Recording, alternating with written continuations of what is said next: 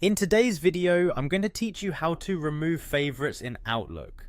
Favorites is the section at the top of your Outlook sidebar that keeps quick shortcuts to the folders you open most. If it's getting crowded or you've outgrown a shortcut, removing it is a simple way to tidy things up. And don't worry, removing something from favorites never deletes the folder or any emails, it only removes the shortcut from that favorites list. Start by opening Outlook. Give it a moment to load your mailboxes so the left sidebar fully populates. On that left side, look for the favorites section. It's usually at the very top of the folder list. If you don't immediately see it, the section might be collapsed. Look for a small arrow or disclosure icon next to favorites and expand it. You can also scroll slightly if your folder list is long. Next, find the folder you want to remove from favorites within that section.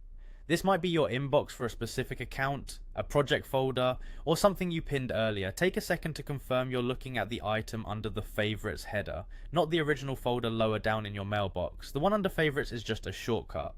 Now move your mouse over the folder name in favorites.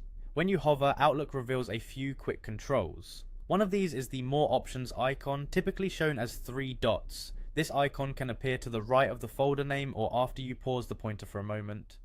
If you're on a touch device, gently select the folder first to reveal the same options. Click the 3 dots to open the context menu for that favorite.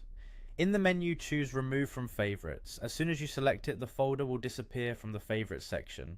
Your original folder and its messages remain safely in your mailbox where they've always been. Only the shortcut at the top is gone. That's all there is to it. Repeat the same process for any other favorites you no longer need. Keeping only your most used folders in favorites helps reduce visual clutter and makes navigation faster. If you change your mind later, you can always add a folder back to favorites using the same general menu you just used. Thanks for following along.